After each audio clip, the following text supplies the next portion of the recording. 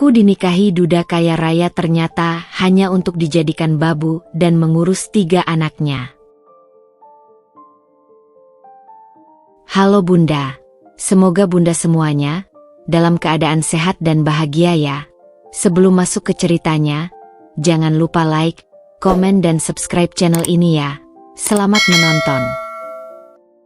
Aku, Dinda, gadis desa miskin, dinikahi Mas Raja setelah hanya kenal 3 bulan. Dia duda kaya raya dengan 3 anak. Awalnya kupikir ini awal kehidupan baru yang indah, tetapi ternyata semuanya jauh berbeda dari yang aku bayangkan. Aku mengenal Mas Raja pertama kali saat dia datang ke desa tempatku tinggal. Wajahnya yang tampan dan sikapnya yang sopan membuatku merasa kagum. Dia terlihat seperti pria yang sangat mapan, dengan rumah besar, mobil mewah, dan segalanya yang aku impikan. Ketika dia melamarku, rasanya seperti mimpi yang jadi kenyataan. Dia menjanjikan hidup yang penuh kemewahan, ketenangan, dan kasih sayang. Namun, aku tidak tahu bahwa di balik itu semua, ada harga yang harus aku bayar, harga yang tak terbayangkan sebelumnya. Setelah lamaran, aku langsung pindah ke rumahnya yang megah. Sejak hari pertama menikah, aku sudah merasakan perbedaan yang jelas. Mas Raja yang selalu tampak penuh perhatian selama masa pacaran, ternyata berubah begitu kami berada di bawah satu atap. Rumah megah ini ternyata penuh tuntutan. Aku harus bangun jam 5 pagi, siapkan sarapan, antar anak-anak ke sekolah, bersihkan rumah, dan pastikan makan malam sudah siap sebelum Mas Raja pulang. Aku merasa hidupku berubah begitu cepat. Setelah menikah, aku yang dulunya hanya mengurus diriku sendiri, kini seolah dituntut untuk mengatur hidup orang lain, terutama anak-anak Mas Raja. Setiap hari adalah rutinitas yang sama. Bangun pagi, membersihkan rumah, menyiapkan makanan, dan memikirkan segala sesuatu yang bisa membuat rumah ini berjalan lancar. Aku merasa terperangkap dalam pekerjaan rumah tangga yang tak pernah ada habisnya. Tugas-tugas ini seolah menjadi sebuah kewajiban yang tidak bisa kutolak. Padahal, di dalam hatiku, aku ingin lebih dari sekadar seorang istri yang mengurusi rumah. Aku ingin dihargai, ingin dihormati, dan ingin merasa seperti aku memiliki peran penting dalam kehidupan ini. Tetapi kenyataannya, aku lebih sering merasa seperti mesin yang terus bekerja tanpa pernah dihargai. Tidak hanya itu, Raihan, anak sulungnya, juga seringkali membuat masalah. Pada awalnya, aku berusaha sabar dan mencoba mendekatinya, tetapi dia selalu menghindar. Setiap kali aku mencoba berbicara dengannya atau mengingatkan tentang nilai-nilai baik, dia malah menjawab dengan acuh tak acuh, seolah aku bukanlah sosok yang bisa memberinya nasihat. Mas Raja tidak pernah melibatkan diri dalam urusan mendidik anak-anak. Semua tugas itu jatuh padaku. Aku merasa semakin kesulitan menghadapi anak-anak yang tidak pernah menganggapku sebagai ibu mereka. Rasanya aku tidak lebih dari seorang pengasuh yang tugasnya hanya memberi makan dan menjaga mereka, tanpa ada hubungan emosional yang terjalin. Mas Raja, yang sebelumnya tampak begitu menginginkan aku untuk menjadi bagian dari hidupnya, kini tampak tidak peduli lagi. Ketika aku melontarkan keluhanku, jawabannya selalu sama. Kamu nggak perlu kerja, urus rumah dan anak-anak saja. Setiap kali dia berkata seperti itu, aku merasa semakin terperangkap. Aku ingin lebih. Aku ingin menjadi wanita yang dihargai. Tetapi kenyataannya aku hanya bisa menerima apa yang dia berikan. Aku mulai meragukan diriku sendiri, meragukan pilihanku untuk menikah dengan pria yang terlihat begitu sempurna, tetapi sebenarnya sangat jauh dari harapanku. Setiap hari aku terjebak dalam rutinitas yang tak pernah berakhir, dan aku mulai merasa bahwa hidupku tidak ada artinya. Aku hanya seorang wanita yang menjadi bayang-bayang dari keluarga Mas Raja, seorang istri yang tak lebih dari sekadar pelengkap. Namun, di dalam hatiku yang paling dalam, aku tahu bahwa aku layak mendapatkan lebih. Aku tahu bahwa aku tidak bisa terus seperti ini. Aku mulai berpikir, apakah aku bisa keluar dari pernikahan ini? Apakah aku bisa menemukan kebahagiaan tanpa harus terus terperangkap dalam rutinitas ini? Pagi itu aku merasa begitu lelah, lebih dari biasanya. Anak-anak berlarian dengan kebisingan mereka, sementara aku harus mengejar waktu untuk menyelesaikan pekerjaan rumah. Aku baru saja selesai memasak sarapan, memandikan Lala, dan mengatur jadwal Raihan dan Aldi, tetapi tak lama kemudian, mainan mereka yang berserakan di ruang keluarga membuatku kesulitan bergerak. Aku merasa terjebak di dalam sebuah lingkaran tanpa henti, kelelahan yang tak kunjung usai. Mas Raja baru saja pulang dari pertemuan bisnisnya, dan sepertinya belum memedulikan apa yang terjadi di rumah. Ketika dia melihatku sedang berusaha membereskan mainan anak-anak, wajahnya menunjukkan ekspresi yang sulit kutebak. Ada nada ketidaksenangan di matanya, seperti dia merasa terganggu dengan keadaanku yang tampak berantakan. Aku tahu dia sedang lelah, tetapi aku juga lelah. Aku sudah hampir tidak bisa tidur nyenyak selama beberapa minggu terakhir karena sibuk mengurus rumah dan anak-anak. Namun, Mas Raja hanya berdiri di sana, mengamati aku tanpa berkata apa-apa, lalu tiba-tiba mengeluarkan kata-kata yang membuat hatiku serasa teriris. "Dulu istriku nggak pernah mengeluh kayak kamu," ujarnya dengan nada yang sangat datar. Kalimat itu bagaikan pisau tajam yang menusuk hati. Aku yang tadinya sudah sangat lelah, merasa semakin hancur setelah mendengarnya. Rasanya seperti dia menyepelekan semua usaha dan pengorbanan yang aku lakukan. Aku hanya ingin dia melihat, hanya ingin dia menyadari bahwa aku bukan hanya seorang istri yang mengurus rumah. Aku seorang manusia yang juga membutuhkan perhatian, dukungan, dan pengertian. Tetapi apa yang kuterima justru penghinaan. Aku hanya bisa menelan kata-kata itu, menahan air mata yang sudah tidak bisa kubendung lagi. Semua yang aku lakukan seolah tidak ada artinya. Aku merasa semakin kecil di hadapannya, semakin tidak berharga. Setiap kali aku mencoba berbicara atau meminta sedikit perhatian, jawabannya selalu sama. Aku terlalu mengeluh, aku terlalu lemah. Dulu, saat kami baru menikah, aku merasa begitu dihargai.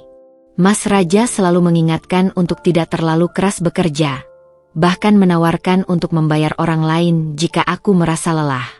Namun, kini semuanya berubah.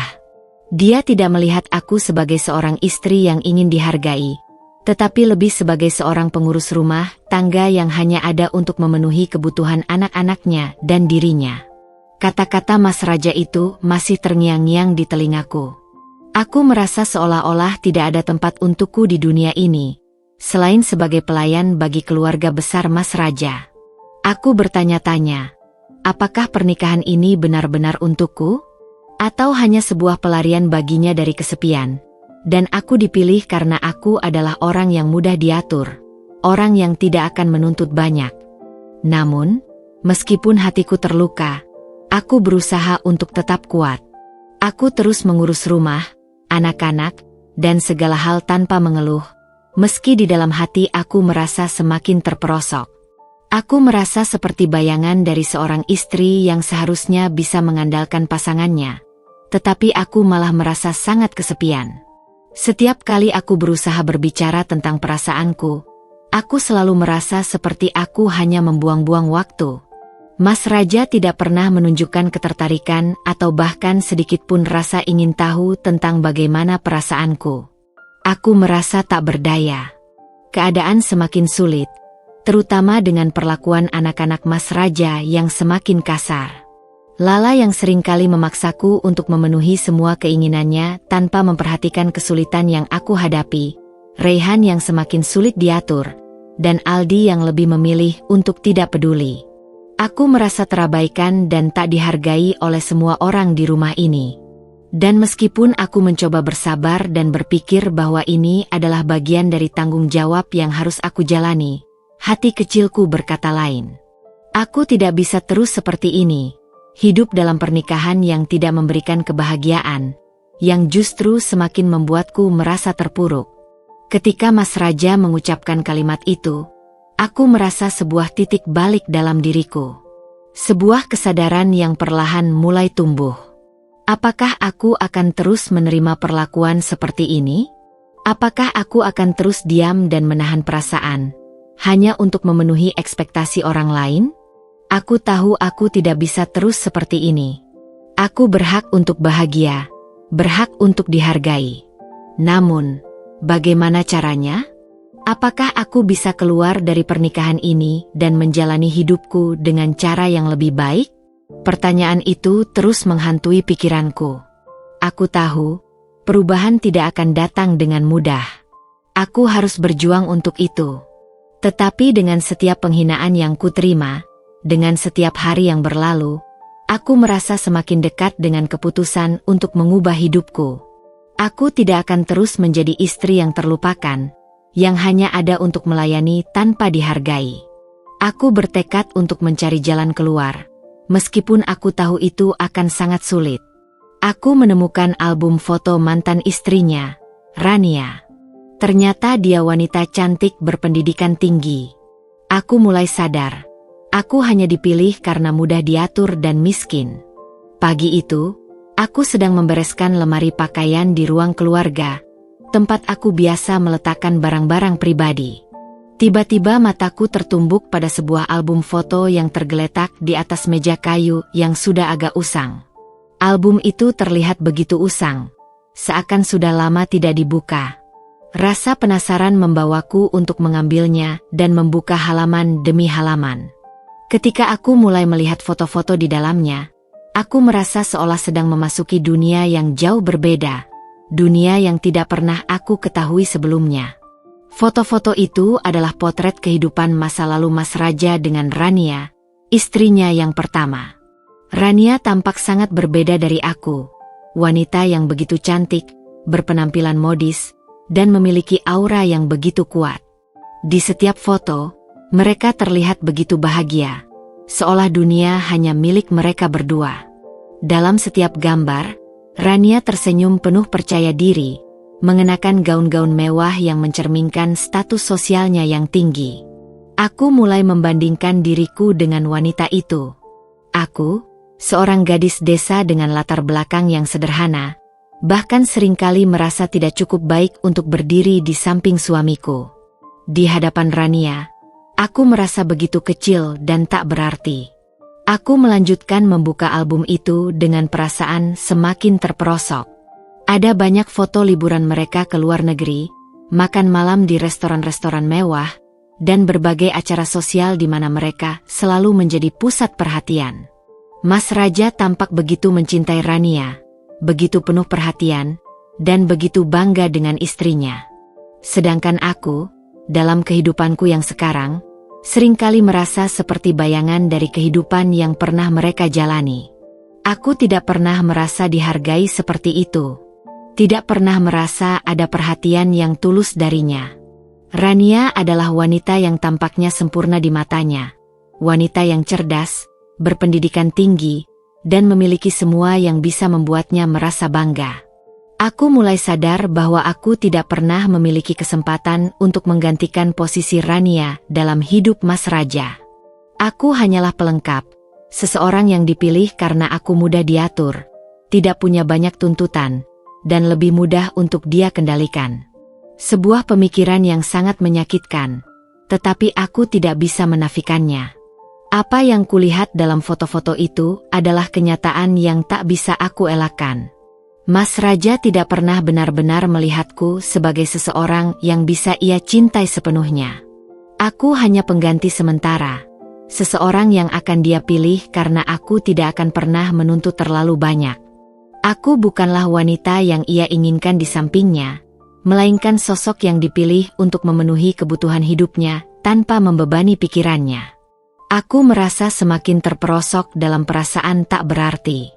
Aku mencoba untuk menenangkan diri, mencoba meyakinkan diri bahwa semua ini adalah bagian dari hidup, bagian dari pernikahan yang harus kujalani. Namun, semakin lama aku berpikir tentang Rania, semakin aku merasa diriku seperti sebuah bayangan yang tidak bisa bersinar dengan sendirinya. Aku merasa seperti sebuah benda yang harus mengikuti alur kehidupan orang lain, tanpa bisa menentukan arah hidupku sendiri. Pada saat itu, Aku merasa seperti aku terjebak dalam dunia yang penuh dengan harapan palsu. Aku ingin menjadi seseorang yang berarti, yang dihargai dan dicintai, tetapi kenyataan yang aku hadapi begitu keras. Aku mulai berpikir, apakah Mas Raja benar-benar mencintaiku? Ataukah aku hanya menjadi bagian dari kehidupan yang terpaksa diterima karena dia merasa tidak ada pilihan lain? Aku merasa tidak nyaman dengan pikiranku sendiri. Aku ingin mengabaikan perasaan ini, tetapi aku tidak bisa. Setiap kali aku melihat foto-foto itu, aku merasa semakin jelas bahwa aku tidak akan pernah bisa menjadi pengganti Rania. Namun, ada juga perasaan yang muncul dalam diriku, perasaan marah, kecewa, dan terluka. Kenapa aku harus selalu merasa seperti ini? Kenapa aku tidak bisa menjadi lebih dari sekadar pengganti yang tak berarti dalam hidupnya? Bukankah aku juga layak dihargai? Bukankah aku juga berhak mendapatkan cinta dan perhatian yang tulus, bukan sekadar menjadi bayangan dari wanita yang pernah ia cintai? Aku merasa begitu terperangkap, tetapi aku tahu aku harus mencari cara untuk keluar dari perasaan ini. Aku tidak bisa terus-terusan menjadi sosok yang hanya ada untuk melayani, hanya ada untuk memenuhi kebutuhan orang lain. Aku ingin lebih dari itu. Semakin lama aku merenung, semakin aku sadar bahwa pernikahan ini tidak akan pernah memberi kebahagiaan yang aku harapkan. Aku tidak akan pernah bisa menggantikan posisi Rania dalam hati Mas Raja, dan itu adalah kenyataan yang harus aku terima. Tetapi, yang lebih penting, aku harus berhenti merendahkan diriku sendiri. Aku harus berani melangkah keluar dari bayangannya dan mencari kebahagiaan yang sebenarnya. Aku harus menemukan jalan untuk menjadi diriku sendiri, untuk hidup untuk diriku sendiri, dan bukan untuk memenuhi harapan orang lain yang tidak pernah benar-benar menghargai aku. Mbak Sari, pembantu yang sudah lama bekerja di sini, berbisik, Nyonya Rania dulu juga diperlakukan seperti ini, sampai akhirnya sakit dan meninggal karena stres. Aku terkejut saat mendengar kalimat itu dari Mbak Sari. Tidak ada yang pernah benar-benar berbicara tentang kehidupan Rania secara terbuka, terutama tentang bagaimana hubungan pernikahannya dengan Mas Raja berakhir. Selama ini, aku hanya mendengar sedikit cerita dari anak-anak, atau sesekali dari pembantu yang lain, namun semuanya selalu tersirat dalam bisikan yang tidak jelas. Namun kali ini, kata-kata Mbak Sari seperti petir yang menyambar di tengah keheningan rumah besar ini. Aku berhenti sejenak, menatap Mbak Sari dengan penuh rasa penasaran dan sedikit ketakutan. Mbak Sari adalah orang yang sudah bekerja lama di rumah ini, bahkan sejak sebelum aku menikah dengan Mas Raja. Dia sudah melihat banyak hal, menyaksikan bagaimana kehidupan di rumah ini berubah, dan tahu lebih banyak dari yang aku duga. Dia adalah saksi hidup dari banyak peristiwa yang tak pernah terungkap ke permukaan, termasuk kehidupan Rania yang selama ini menjadi bayang-bayang dalam hidupku. Aku tahu Mbak Sari bukanlah tipe orang yang mudah berbicara tentang hal pribadi, jadi aku pun merasa sedikit cemas. Namun, rasa ingin tahu dan keinginan untuk memahami apa yang sebenarnya terjadi di rumah ini lebih kuat dari rasa takutku. "Apa maksud Mbak Sari?" tanyaku pelan, berusaha terdengar tenang meskipun hatiku berdegup kencang. Mbak Sari menunduk sejenak, seakan-akan ragu untuk melanjutkan kalimatnya. Lalu, dengan suara yang lebih rendah, dia mulai bercerita. "Nyonya Rania dulu sangat baik, Nyonya. Tapi Tuan tidak pernah puas dengan apapun yang Nyonya lakukan. Setiap hari, Nyonya selalu dipenuhi tuntutan yang tak ada habisnya.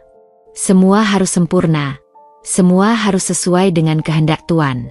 Tuntutannya makin lama makin berat, dan Nyonya tidak pernah bisa merasa cukup. Dulu, Nyonya selalu mengeluh sakit, tapi Tuan tidak peduli. Dia hanya peduli dengan pekerjaannya dan uang. Pada akhirnya, Nyonya jatuh sakit, fisiknya dan mentalnya. Dan, ya, dia meninggal karena terlalu tertekan." Aku terdiam mendengarkan cerita Mbak Sari. Setiap kata yang keluar dari mulutnya terasa begitu berat dan menyakitkan, seperti sebuah peringatan yang tidak bisa aku abaikan. Aku tidak bisa membayangkan bagaimana rasanya hidup dalam tekanan yang begitu besar. Seolah semua yang kita lakukan tidak pernah cukup untuk memenuhi harapan seseorang yang terus-menerus ingin lebih. Aku memikirkan diriku sendiri, yang juga mulai merasa terhimpit oleh rutinitas yang tak ada habisnya. Mas Raja memang tidak pernah menyuruhku melakukan hal-hal yang berlebihan. Tetapi setiap kali aku mencoba berbicara tentang kelelahan atau kebutuhan diriku, dia selalu mengabaikannya. Bagaimana jika aku juga berakhir seperti Rania? Bagaimana jika aku juga tidak bisa bertahan dengan tekanan yang semakin berat? Aku merasa ada yang salah, sesuatu yang jauh lebih dalam dari sekadar rutinitas sehari-hari. Mas Raja memang seorang pria yang sukses, kaya raya, dan tampaknya memiliki segalanya. Tetapi di balik semua itu, aku mulai merasa bahwa dia menyembunyikan sisi gelap dari dirinya. Sebuah sisi yang berhubungan dengan ketidakpuasan dan keegoisannya yang tak pernah berujung. Aku tidak pernah benar-benar melihatnya begitu dekat dengan anak-anaknya, dan bahkan dengan diriku. Dia tampaknya lebih mencintai pekerjaannya, harta, dan prestise sosialnya daripada keluarganya sendiri. Aku mulai merasakan kecemasan yang mendalam. Jika benar apa yang diceritakan Mbak Sari, apakah aku juga akan berakhir seperti Rania? Apakah aku akan terus diperlakukan seperti ini? Dihargai hanya sebagai alat untuk memenuhi tuntutan Mas Raja dan keluarga besar yang tak pernah puas? Aku mulai merasa semakin takut untuk membuka diri. Takut bahwa setiap upayaku untuk mencari kebahagiaan hanya akan berujung pada penderitaan. Aku tidak ingin menjadi wanita yang kehilangan dirinya sendiri, hanya untuk menjaga hubungan yang tidak memberikan kebahagiaan sejati. Namun, meskipun perasaan itu semakin menggelisahkan, aku juga merasakan sebuah kekuatan baru yang tumbuh dalam diriku. Aku tidak bisa terus-menerus berada dalam ketakutan dan ketidakpastian. Aku harus mencari tahu lebih banyak tentang Mas Raja, tentang siapa dia sebenarnya, dan apa yang sebenarnya terjadi dengan pernikahan pertama mereka. Aku tidak bisa membiarkan diriku terjebak dalam kebohongan atau ilusi yang selama ini aku percayai. Aku harus mencari cara untuk melindungi diriku, bahkan jika itu berarti harus menghadapi kenyataan yang sangat pahit. Mbak Sari melihatku dengan penuh perhatian, seolah tahu betul apa yang sedang aku rasakan. "Jangan biarkan dirimu hancur seperti Nyonya Rania." Ujarnya dengan lembut. "Tuan Raja, dia memang bukan pria yang mudah untuk dimengerti. Tapi kamu harus bisa menjaga dirimu. Kalau tidak, kamu akan terperangkap."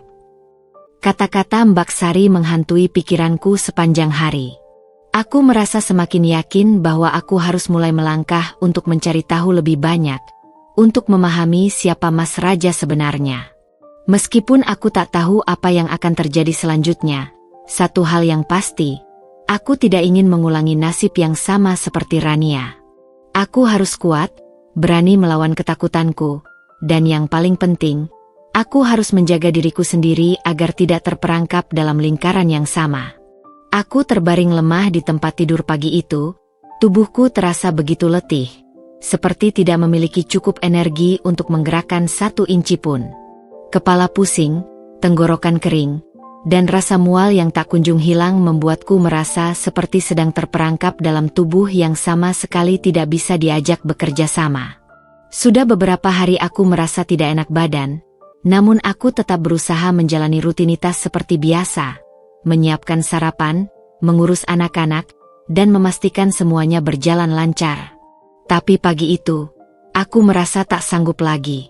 Badan ini benar-benar memberontak, dan rasanya seperti sudah tidak ada lagi energi yang tersisa untuk menghadapi hari. Namun, ketika Mas Raja meminta aku untuk menjemput anak-anak di sekolah, rasanya aku ingin menangis. Aku ingin sekali mengatakan bahwa aku tidak bisa, bahwa aku sangat membutuhkan waktu untuk beristirahat dan memulihkan tubuhku. Tapi aku tahu, itu bukan hal yang bisa aku katakan dengan mudah. Mas Raja selalu menganggap apa yang aku lakukan di rumah adalah kewajiban yang tak perlu dipertanyakan, dan tidak ada ruang untuk keluhan. Ia tidak pernah melihat sisi lain dari pekerjaanku sebagai seorang istri dan ibu, bahwa itu adalah tugas yang menuntut fisik dan emosional. "Mas, aku sedang sakit," kataku dengan suara lemah, berharap ia bisa mengerti. Tetapi, alih-alih memberikan pengertian atau menunjukkan perhatian, reaksinya justru sangat berbeda dari yang kuharapkan. "Kamu mau dibiayai tapi nggak mau kerja," katanya dengan nada tinggi, wajahnya merah padam karena marah. Aku terkejut dengan kata-kata itu. Mas Raja tidak pernah begitu marah sebelumnya, dan aku merasa seperti dunia ini terbalik.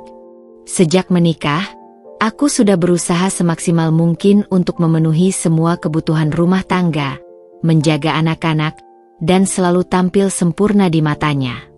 Namun, pada saat aku merasa lemah, saat aku benar-benar membutuhkan sedikit perhatian, yang aku dapatkan justru kemarahan dan kecaman.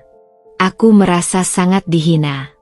Aku ingin mengatakan lebih banyak, mengungkapkan betapa lelahnya aku, betapa beratnya perasaan ini. Namun, aku tahu itu tidak akan membawa hasil apa-apa. Mas Raja tidak pernah peduli pada perasaan atau kelelahan yang aku alami. Semua yang ada dalam pikirannya adalah bagaimana memastikan semuanya berjalan sesuai dengan keinginannya. Rumah harus selalu bersih, anak-anak harus selalu terawat, dan segala sesuatu harus selalu terlihat sempurna. Tidak ada ruang untuk kelemahan. Aku merasa begitu kecewa. Seakan-akan setiap usaha yang aku lakukan tidak pernah cukup untuk membuatnya puas. Aku ingin melawan, ingin menuntut hak-hakku sebagai seorang istri, tetapi di satu sisi, aku merasa takut jika melakukannya akan membuat semuanya semakin buruk. Aku sudah terlalu lama hidup dalam bayang-bayang ketakutan akan kemarahan Mas Raja. Takut akan konsekuensi jika aku tidak memenuhi semua tuntutannya. Namun, pagi itu, sesuatu dalam diriku mulai berubah. Meskipun aku masih merasa lemah dan sakit, rasa kecewa dan marah yang membuncah dalam dadaku mulai menggantikan rasa takut itu. Aku menarik napas panjang dan berusaha menenangkan diri.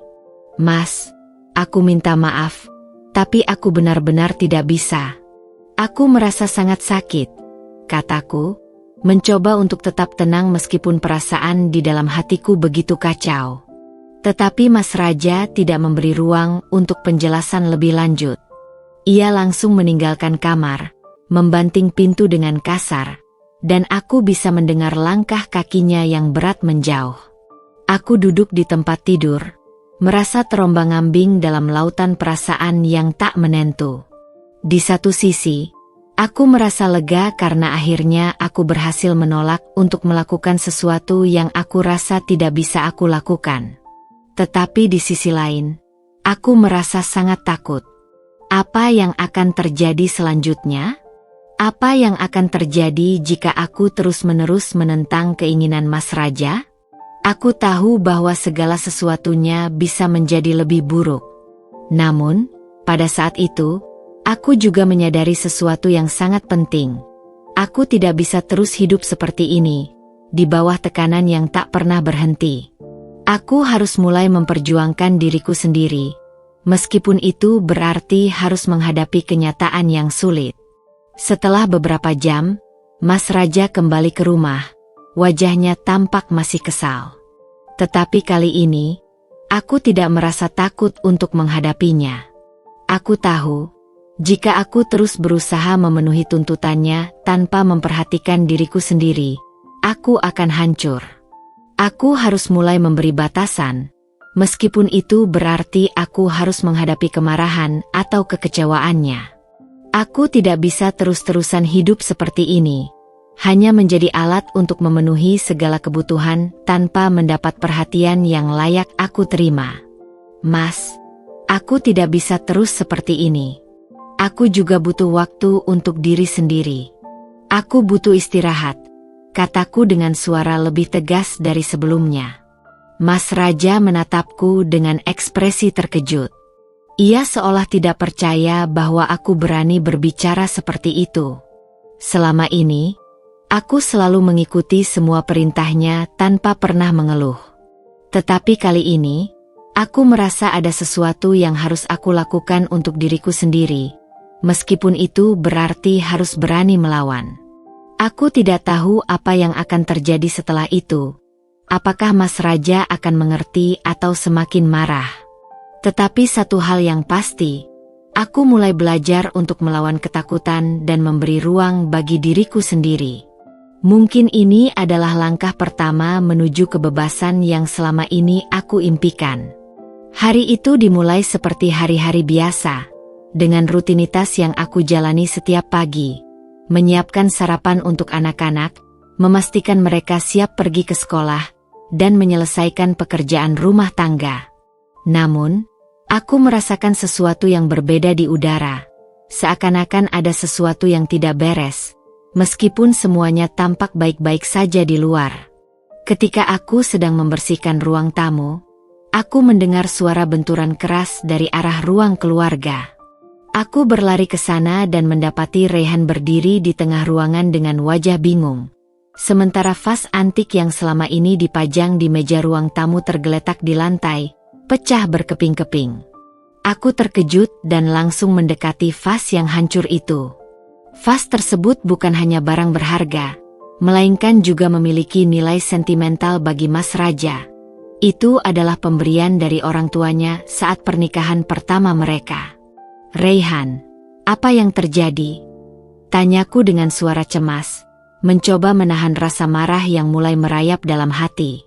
Raihan hanya berdiri di sana, tanpa berkata apa-apa. Ia hanya mengangkat bahunya dan berpura-pura tidak tahu apa-apa. Namun, aku bisa melihat ada yang aneh dari ekspresinya.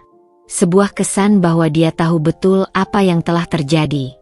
Sebelum aku bisa bertanya lebih lanjut, Mas Raja tiba-tiba muncul di ruang tamu. Melihat vas itu, wajahnya langsung berubah menjadi sangat marah. Ini tidak bisa dibiarkan.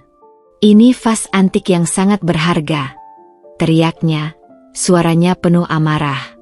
Tanpa memberikan kesempatan untuk penjelasan lebih lanjut, ia langsung menatapku dengan tajam. Kamu lihat kan, Dinda? Ini jelas salahmu. Aku terdiam. Bagaimana bisa aku disalahkan dalam kejadian ini?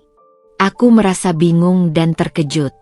Bagaimana mungkin semuanya berakhir dengan aku yang harus disalahkan? Raihan yang jelas-jelas ada di tempat kejadian, yang dengan sengaja memecahkan vas itu, malah tidak dipersalahkan. Sementara aku, yang tidak tahu apa-apa, malah menjadi sasaran kemarahan Mas Raja. Mas, itu tidak adil. Aku tidak tahu apa yang terjadi. Aku baru saja masuk dan melihat vas itu sudah pecah, kataku, berusaha menjelaskan. Namun, Mas Raja sama sekali tidak mau mendengarkan penjelasan itu. Jangan berusaha mencari alasan. Dinda, kamu yang harus bertanggung jawab atas ini. Kamu ibu rumah tangga di sini. Tugasmu menjaga semuanya.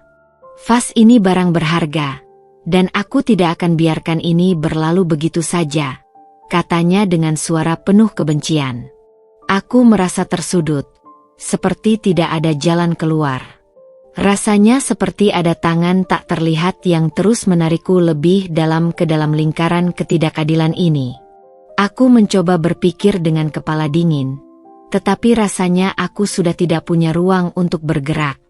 Ketika aku mulai melihat lebih dalam, aku menyadari bahwa ini bukan sekadar tentang vas yang pecah. Ini adalah bagian dari permainan yang lebih besar. Sebuah jebakan yang dirancang untuk membuatku terperangkap dalam situasi yang sulit. Setelah berdebat cukup lama, Mas Raja memaksaku untuk mengganti vas itu dengan uang. Uang yang harus aku ambil dari tabunganku sendiri. Tabungan yang sudah aku kumpulkan dengan susah payah dari uang saku yang aku simpan, yang sebenarnya merupakan cadangan untuk masa depan. Mas Raja tidak memberi ruang untuk negosiasi atau perasaan.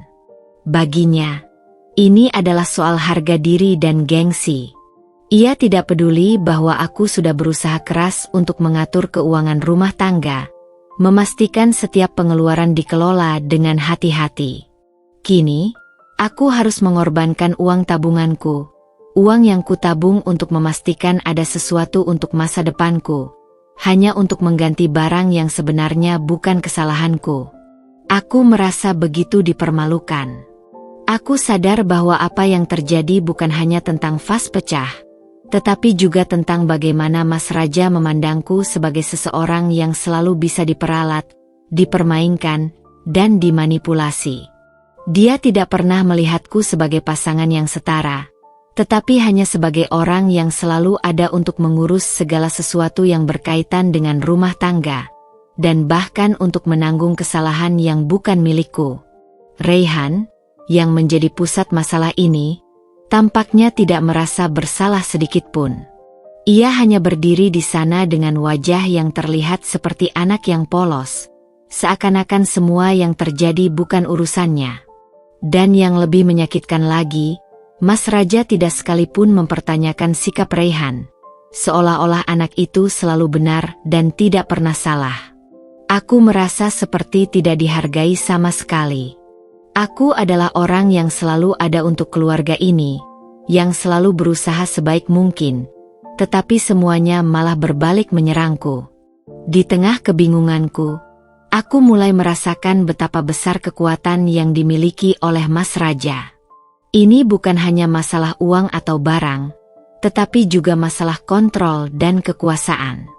Dia tahu betul bagaimana memanfaatkan kelemahanku, bagaimana membuatku merasa bersalah atas sesuatu yang tidak aku lakukan.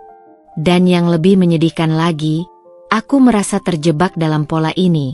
Sebuah pola yang terus-menerus mengorbankan kebahagiaanku demi memenuhi keinginannya. Aku merasa marah, sangat marah. Tetapi, lebih dari itu, aku merasa takut. Takut jika aku tidak bisa keluar dari lingkaran ini. Takut jika aku tidak bisa menemukan cara untuk membebaskan diriku dari cengkeraman Mas Raja. Aku tahu aku harus mengambil langkah untuk melawan, tetapi aku belum tahu bagaimana cara melakukannya. Hari itu adalah salah satu acara keluarga besar yang jarang terjadi. Sebuah kesempatan yang seharusnya menjadi momen berharga untuk mengenal lebih dekat keluarga Mas Raja. Aku sudah mempersiapkan diri dengan hati-hati. Mengingat betapa pentingnya pertemuan ini bagi Mas Raja, aku ingin tampil sempurna, berpenampilan rapi dan sopan, tanpa kekurangan apapun. Pikiranku penuh dengan berbagai kekhawatiran. Bagaimana jika mereka tidak menyukaiku? Apa yang akan terjadi jika mereka menilai aku tidak pantas menjadi bagian dari keluarga ini? Tetapi di sisi lain, aku juga merasa sedikit lega. Ini adalah kesempatan untuk menunjukkan bahwa meskipun aku berasal dari keluarga yang sederhana, aku bisa beradaptasi dengan baik di lingkungan mereka yang serba mewah. Namun, begitu kami tiba di rumah besar milik keluarga Mas Raja, aku mulai merasa tidak nyaman. Rumah yang mewah dan penuh kemewahan ini seolah memantulkan kesenjangan antara kehidupanku yang sederhana dan dunia mereka yang penuh kemewahan. Semua orang di sana tampak begitu anggun dan berkelas. Mereka mengenakan pakaian dengan potongan yang sempurna, berbicara dengan nada yang tenang dan penuh percaya diri, sementara aku merasa seperti berada di dunia yang sama sekali berbeda. Aku mencoba menyembunyikan rasa cemas yang tumbuh di dadaku, berusaha untuk bersikap tenang dan menunjukkan bahwa aku bisa menyesuaikan diri. Namun, begitu kami memasuki ruang tamu yang luas dan elegan, suasana hati aku langsung berubah. Semua orang yang hadir di sana, termasuk anggota keluarga Mas Raja yang lebih tua, tampak seolah memandangku dari atas. Mereka berbicara satu sama lain dengan santai, seakan aku tidak ada di sana. Mas Raja, yang seharusnya menjadi penyokongku, malah sibuk berbicara dengan para kerabatnya tanpa peduli padaku. Aku merasa sangat kecil di antara mereka, seperti hanya menjadi figur yang tidak penting, sebuah sosok yang mereka anggap tidak lebih dari sekadar pelengkap acara. Tiba-tiba, kakak perempuan Mas Raja, yang sejak awal tampak dingin dan sedikit arogan, memandangku dengan tatapan yang cukup menusuk. Jadi, Dinda, kamu itu asalnya dari mana? Kalau tidak salah, kamu kan gadis desa, ya? Tanyanya dengan nada yang mengandung unsur ejekan. Aku merasakan sebuah ketegangan dalam suaranya, seolah dia ingin menunjukkan betapa rendahnya aku dibandingkan dengan dirinya dan seluruh keluarga besar ini. Aku terdiam sejenak. Perasaan tidak nyaman semakin dalam. Aku tahu bahwa pertanyaan itu tidak sekadar basa-basi. Itu adalah cara mereka untuk mengukur seberapa layak aku berada di antara mereka. Mengingat aku memang berasal dari desa, aku sadar bahwa mungkin mereka berpikir aku tidak bisa bergaul dengan baik di lingkungan mereka yang serba mewah. Namun, aku tidak ingin menunjukkan bahwa aku merasa terhina. Aku mencoba tersenyum. Walaupun rasanya senyum itu seperti dipaksakan. Iya, saya berasal dari desa. Tapi saya sudah belajar banyak hal di sini, dan saya rasa itu lebih penting daripada latar belakang saya. Jawabku dengan hati-hati, berusaha mempertahankan sikap sopan dan penuh pengendalian diri. Kakak perempuan Mas Raja hanya tersenyum sinis, seakan-akan menganggap jawabanku sebagai sesuatu yang tidak berarti. Ah, ya. Kami tentu sangat menghargai upayamu untuk menyesuaikan diri, Dinda. Tapi kehidupan di sini kan berbeda. Kamu tidak bisa selalu hanya mengandalkan semangat, kan? Kamu perlu belajar banyak hal tentang cara hidup yang benar-benar sesuai dengan gaya hidup kami, ujarnya, yang membuatku merasa semakin terpojok. Aku menundukkan kepala, berusaha menahan diri agar tidak terlihat terganggu. Rasa malu dan kecewa mulai merayap, tetapi aku berusaha keras untuk menahannya. Setiap kalimat yang keluar dari mulut mereka seolah menghakimi aku, menganggap aku tidak cukup berharga untuk menjadi bagian dari keluarga ini. Aku merasa seperti sebuah barang yang hanya dianggap sebagai pelengkap, sesuatu yang tidak lebih dari sekadar elemen yang tidak bisa membawa pengaruh apapun. Mas Raja yang sedari tadi terdiam, akhirnya memberikan perhatian lebih saat melihat ekspresi wajahku yang mulai menunjukkan kelelahan. Dinda, mungkin kamu perlu istirahat. Jangan terlalu dipikirkan, ya? Ujarnya dengan nada yang agak datar. Namun, kalimat itu justru membuatku merasa lebih terasing. Seperti biasa, Mas Raja lebih memilih untuk menghindari konflik daripada membelaku. Aku sudah terbiasa dengan sikapnya yang tidak pernah membelaku di hadapan keluarganya. Ia lebih memilih untuk menjaga citranya di depan mereka, meskipun itu berarti mengorbankan aku, istrinya. Aku pun berlalu dari sana, menuju balkon rumah besar itu untuk mencari sedikit ketenangan. Namun, di sepanjang jalan, perasaan kesal dan marah semakin menggumpal. Aku merasa seperti tidak diinginkan di sini. Seperti aku hanya dijadikan alat untuk memenuhi ekspektasi mereka. Tidak ada satu orang pun yang benar-benar melihatku sebagai seseorang yang memiliki hak untuk dihormati atau diterima. Disitulah aku menyadari bahwa meskipun aku berusaha keras untuk menjadi bagian dari dunia ini, aku selalu dipandang sebelah mata. Keluarga Mas Raja tidak akan pernah menerima aku dengan sepenuh hati. Mereka hanya melihat status dan latar belakangku sebagai sesuatu yang rendah. Dan aku hanya bisa berharap bahwa suatu saat, aku bisa keluar dari semua ini, menemukan kebahagiaanku sendiri, tanpa harus terus-terusan merasa terjebak dalam peran yang telah mereka tentukan untukku. Semakin lama aku tinggal bersama Mas Raja, semakin banyak hal yang mulai membuka mataku tentang kehidupan yang sebenarnya ia jalani. Meskipun di luar tampak seperti keluarga bahagia, aku mulai merasakan bahwa ada banyak rahasia yang disembunyikan di balik kebohongan yang terbangun begitu rapi. Ketika aku mulai memeriksa berbagai hal secara diam-diam, sesuatu yang tidak kusangka pun akhirnya terungkap. Aku sadar, untuk bisa bertahan di lingkungan ini, aku harus mulai membuka mata dan melihat lebih jauh daripada sekadar permukaan. Suatu malam, setelah Mas Raja dan anak-anak tidur, aku memutuskan untuk mengeksplorasi ruang kerja Mas Raja. Biasanya, ruangan itu tertutup rapat, tetapi entah mengapa malam itu aku merasa terdorong untuk masuk dan mencari tahu lebih banyak. Aku tahu Mas Raja sangat menjaga privasinya. Dan seringkali aku merasa seperti hanya menjadi bagian dari rutinitas rumah tangga yang tanpa makna. Namun, aku merasa ada sesuatu yang perlu aku ketahui, terutama tentang masa lalu Mas Raja dan hubungannya dengan mantan istrinya, Rania. Aku menemukan tumpukan dokumen di meja kerjanya yang tertutup rapi. Ketika aku membuka salah satu berkas, mataku tertuju pada sebuah laporan yang menunjukkan aliran saham dalam perusahaan Mas Raja. Ternyata, Rania, mantan istrinya yang sudah meninggal, memiliki saham yang cukup besar di perusahaan keluarga Mas Raja. Itu adalah sebuah informasi yang sangat mengejutkan bagiku. Mengapa Mas Raja tidak pernah membicarakan hal ini padaku? Apa yang sebenarnya terjadi antara mereka? Aku melanjutkan pencarianku dengan lebih berhati-hati. Di antara tumpukan dokumen itu, aku menemukan beberapa surat yang sepertinya merupakan bukti transaksi saham yang diambil alih oleh sepupu Mas Raja. Hati aku berdebar-debar. Jika apa yang aku baca ini benar, berarti Mas Raja telah mengambil alih kepemilikan perusahaan itu dari tangan anak-anaknya.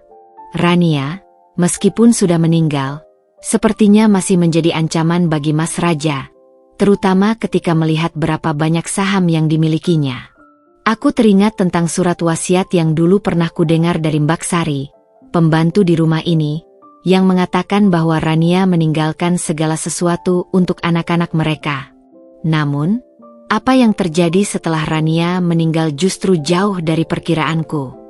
Aku mulai menggali lebih dalam tentang bagaimana aliran saham ini berubah sejak Rania meninggal. Ternyata, perusahaan yang awalnya milik mereka berdua, kini sudah hampir sepenuhnya berada di bawah kendali Mas Raja. Hal ini membuka mataku bahwa pernikahanku dengannya mungkin tidak semurni yang aku pikirkan. Mas Raja tidak menikahiku hanya karena cinta, tetapi lebih untuk melindungi kepentingannya. Aku merasa seperti sebuah alat baginya untuk menutupi semua kekurangannya, dan anak-anaknya hanyalah penghalang yang harus dihadapi. Aku merasa terjebak dalam permainan besar yang tidak pernah kuinginkan. Malam itu, aku tidak bisa tidur. Semua yang telah aku temukan berputar-putar di pikiranku. Aku merasa terhianati, bukan hanya oleh Mas Raja, tetapi juga oleh seluruh kehidupan yang telah aku jalani selama ini. Aku berpikir tentang Rania, tentang bagaimana dia begitu sukses dalam menjalankan bisnis bersama Mas Raja, dan bagaimana aku sekarang menjadi pengganti yang tidak pernah dihargai. Aku mulai merasa, betapapun aku berusaha menyesuaikan diri dan melakukan yang terbaik, aku tetap hanya dianggap sebagai pengganti, bukan sebagai bagian sejati dari keluarga ini. Aku tidak tahu apa yang harus aku lakukan dengan informasi yang baru aku temukan ini. Satu sisi, aku merasa marah dan kecewa. Tetapi di sisi lain, aku juga merasa takut. Jika aku mengungkapkan semuanya sekarang, apakah aku akan berhadapan dengan sesuatu yang lebih buruk? Mas Raja adalah orang yang sangat berkuasa, dan aku hanyalah seorang wanita dari desa yang tak punya banyak modal untuk melawan. Aku berjuang keras untuk menjaga harga diriku, tapi rasa takut itu tetap menghantui. Namun, semakin aku berpikir, semakin aku sadar bahwa aku tidak bisa terus hidup dalam kebohongan ini. Aku harus menemukan cara untuk membebaskan diri.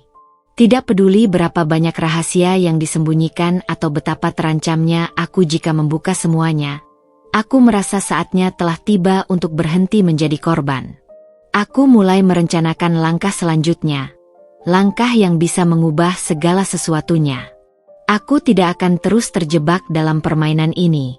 Aku ingin tahu lebih banyak, dan aku harus siap menghadapi apapun yang akan terjadi setelahnya. Aku pun kembali ke kamar dengan kepala yang penuh pertanyaan. Di luar, angin berhembus pelan, seolah mencoba menenangkan pikiranku yang kalut. Namun, aku tahu bahwa aku tidak bisa terus berdiam diri. Aku harus mulai bertindak. Jika aku ingin tahu apa yang sebenarnya terjadi, jika aku ingin tahu siapa sebenarnya Mas Raja, aku harus membuka jalan untuk itu. Aku harus siap dengan segala konsekuensi yang mungkin datang, Tetapi aku sudah tidak bisa kembali lagi. Rania, dengan segala rahasia yang dia tinggalkan, telah memberi aku kunci untuk menemukan kebenaran. Dan aku akan mencarinya, apapun yang terjadi. Hari itu, aku kembali ke ruang kerja Mas Raja, masih dengan perasaan gelisah yang belum juga mereda sejak aku menemukan dokumen saham yang mengguncang seluruh duniaku. Aku tahu ada sesuatu yang lebih besar yang perlu aku ketahui, dan perasaan itu semakin kuat. Aku sudah cukup banyak menggali informasi, tapi kali ini aku merasa bahwa aku harus mencari lebih dalam lagi, mencari bukti yang lebih nyata, yang bisa membenarkan perasaanku bahwa aku hanyalah alat dalam permainan yang lebih besar. Sambil memeriksa dokumen-dokumen yang tertinggal di meja kerjanya, mataku tertuju pada sebuah map tebal yang sepertinya tidak pernah dibuka dalam waktu yang lama. Map itu tersembunyi di sudut meja, di bawah tumpukan kertas lainnya. Tanpa banyak berpikir, aku membuka map itu dengan hati-hati. Ketika map itu terbuka, aku melihat selembar surat yang sudah agak usang. Surat itu berjudul Wasiat Rania. Hatiku berdegup kencang. Apakah ini benar-benar wasiat yang kubayangkan? Aku memegang surat itu dengan gemetar. Aku tahu bahwa wasiat semacam ini bisa membawa konsekuensi yang sangat besar. Ketika aku mulai membaca isinya, aku merasa dunia seolah berhenti berputar. Ternyata, Rania, mantan istri Mas Raja, benar-benar telah menulis wasiat yang menuntut hak waris yang sangat besar dari perusahaan yang sekarang dikuasai oleh Mas Raja. Rania, meskipun sudah meninggal, masih memiliki kekuasaan besar dalam bentuk saham yang seharusnya diwariskan kepada anak-anak mereka. Mas Raja, dalam usaha untuk menjaga kendali atas perusahaan dan segala aset yang telah dibangun, ternyata melakukan segalanya untuk menutupi keberadaan wasiat ini. Aku hampir tidak percaya dengan apa yang kubaca. Mas Raja menikahiku bukan karena cinta, seperti yang selalu dia katakan padaku. Mas Raja menikahiku untuk menghindari tuntutan hukum yang dapat mengancam posisinya sebagai pemilik tunggal perusahaan. Semua yang terjadi antara kami, semua perhatian yang diberikan, dan segala hal yang dia lakukan ternyata hanya untuk menyembunyikan kenyataan bahwa aku hanyalah pengganti sementara. Aku tidak pernah benar-benar menjadi bagian dari keluarganya atau hidupnya. Aku hanya dimasukkan ke dalam peran ini untuk menutupi kekurangan yang ditinggalkan oleh Rania. Yang lebih mengganggu, aku menyadari bahwa selama ini aku dibiarkan hidup dalam kebohongan. Mas Raja tidak pernah memberitahuku bahwa aku sebenarnya hanya dijadikan istri kedua yang berfungsi sebagai penghalang agar anak-anaknya tidak menuntut warisan dari perusahaan. Rania, yang mungkin sudah menyadari rencana suaminya, meninggalkan surat wasiat ini untuk memastikan bahwa anak-anak mereka tetap mendapatkan bagian yang seharusnya, meskipun tanpa kehadirannya. Tapi Mas Raja, dengan segala cara, berusaha mengendalikan segalanya, bahkan jika itu berarti memanipulasi kehidupan kami dan memanfaatkan aku sebagai alat. Setiap kata dalam surat itu membuat hatiku semakin terhimpit. Apa yang selama ini aku anggap sebagai cinta dan perhatian dari Mas Raja ternyata hanyalah kepalsuan. Dia bahkan telah menyusun rencana untuk memastikan bahwa aku tidak akan pernah bisa menuntut hak apapun dari kekayaannya. Dan yang lebih buruk, dia juga memastikan bahwa anak-anaknya tetap berada di bawah kendali penuh dirinya. Semua ini demi menjaga posisinya tetap aman. Aku terdiam beberapa saat, tidak tahu harus berbuat apa. Semua yang aku harapkan, semua yang aku impikan tentang kehidupan ini, seolah runtuh seketika. Aku tidak bisa hanya diam dan menerima kenyataan ini. Aku tahu bahwa aku harus bertindak. Aku tidak bisa membiarkan diriku terus menjadi korban dalam permainan kotor ini. Rania, meskipun sudah tiada, telah memberiku jalan untuk keluar dari jebakan ini. Dengan hati yang semakin mantap, aku menyimpan surat wasiat itu dengan hati-hati. Aku tahu bahwa bukti ini akan menjadi kunci untuk mengungkap semuanya. Namun, aku juga sadar bahwa mengungkapkan kebenaran ini bukanlah hal yang mudah. Mas Raja bukanlah orang yang mudah ditaklukkan. Dia sudah terbiasa memanipulasi orang dan situasi untuk kepentingannya sendiri. Tapi aku tidak bisa terus hidup dalam kebohongan ini. Aku harus melawan, dan kali ini aku akan melakukannya dengan cara yang tidak pernah aku bayangkan sebelumnya. Saat aku meninggalkan ruang kerja itu, perasaan cemas dan marah bercampur aduk dalam hatiku. Aku tahu apa yang harus dilakukan, namun aku juga tahu bahwa langkah-langkah berikutnya akan sangat berisiko. Menghadapi Mas Raja tidak akan pernah mudah, apalagi ketika dia merasa posisinya terancam. Tetapi aku sudah lelah hidup dalam bayang-bayangnya. Aku bertekad untuk mengungkapkan kebenaran ini, dan tidak ada lagi yang bisa menghalangiku. Setelah menemukan surat wasiat Rania, aku merasa seakan ada secercah cahaya di ujung terowongan gelap yang telah mengurungku selama ini. Aku sadar bahwa aku tidak bisa lagi hanya diam dan berharap segala sesuatunya akan berubah dengan sendirinya. Semua informasi yang aku temukan, baik tentang saham, wasiat, dan kenyataan bahwa aku hanyalah bagian dari permainan Mas Raja, membuatku sadar bahwa aku harus merencanakan sesuatu yang lebih besar. Aku harus mempersiapkan diri untuk melawan, bukan hanya dengan kata-kata, tapi dengan bukti yang bisa menggoyahkan posisi Mas Raja. Mulailah aku mengumpulkan segala sesuatu yang bisa membantuku mengungkapkan kebenaran. Aku memutuskan untuk mendokumentasikan setiap perlakuan buruk yang aku terima selama ini. Setiap kata-kata kasar, setiap pengabaian, setiap pembohongan yang dilakukan Mas Raja dan anak-anaknya, aku catat dengan cermat. Aku mulai menulis setiap kejadian dalam buku catatan kecil yang selalu kubawa. Aku tahu, suatu hari nanti, buku ini akan menjadi senjataku untuk melawan mereka. Namun, aku juga sadar bahwa perlakuan mereka terhadapku tidak hanya terbatas pada kata-kata kasar atau perbuatan yang merendahkan. Ada hal yang lebih besar yang perlu aku ungkapkan, bisnis gelap yang selama ini dilakukan Mas Raja. Bisnis yang tidak pernah dia sebutkan padaku, yang jelas-jelas melibatkan banyak orang dan mungkin bahkan bisa membahayakan banyak nyawa. Aku mulai mencari tahu lebih banyak, menggali informasi dari sumber-sumber yang aku percayai, dan tanpa sadar, aku mulai menemukan pola-pola yang mencurigakan dalam bisnis Mas Raja. Ada beberapa kontak yang mencurigakan, transaksi besar yang tidak tercatat dengan jelas, dan rumor tentang kesepakatan yang dilakukan di belakang meja. Aku tidak tahu apakah Mas Raja benar-benar terlibat dalam dunia bawah tanah, tetapi informasi yang kudapatkan mulai membuka mataku bahwa dia bukanlah orang yang selama ini aku kira. Dia jauh lebih berbahaya dan lebih licik daripada yang aku bayangkan. Aku memutuskan untuk lebih mendalami setiap transaksi dan bisnis yang dilakukan Mas Raja.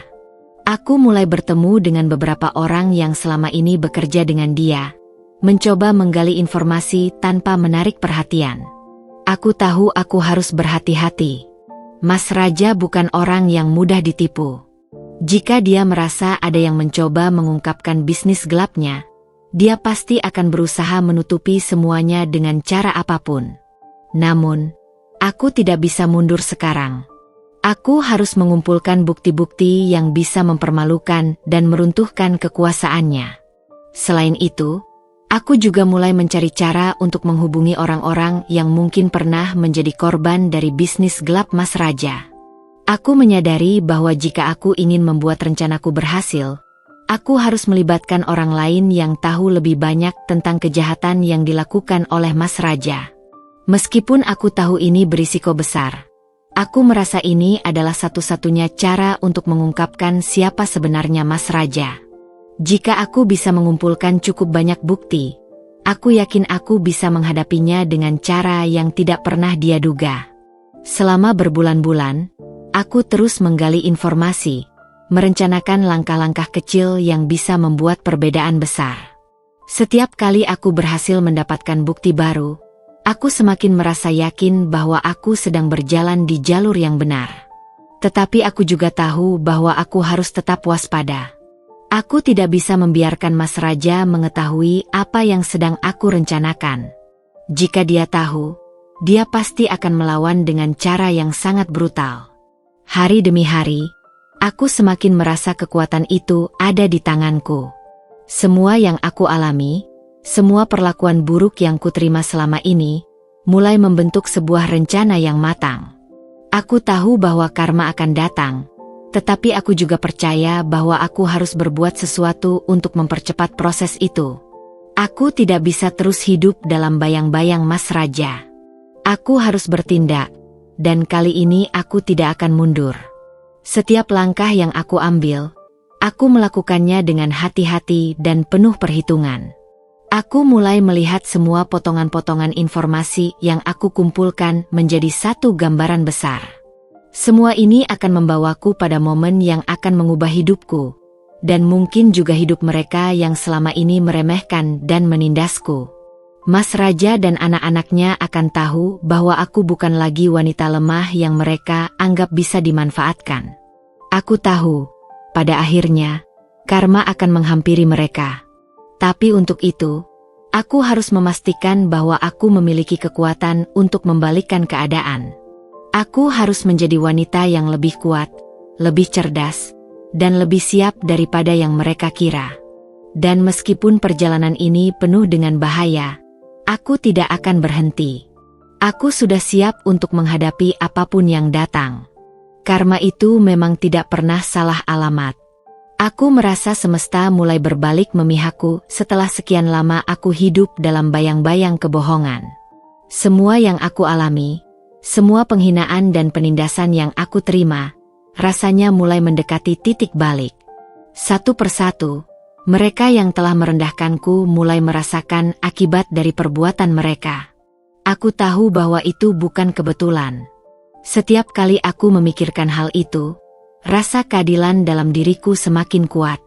Semua berawal dari Aldi, anak tengah Mas Raja yang selama ini sering memperlakukanku dengan buruk. Anak berusia 14 tahun itu selalu tampak seperti anak yang manis di luar. Tetapi sebenarnya dia penuh dengan sikap kasar dan tidak tahu malu. Setiap kali aku mencoba untuk berbicara dengannya, dia selalu memperlakukan aku dengan penuh ketidakpedulian. Bahkan seringkali dia mengejekku di depan teman-temannya, menganggap aku tidak layak menjadi bagian dari keluarga mereka.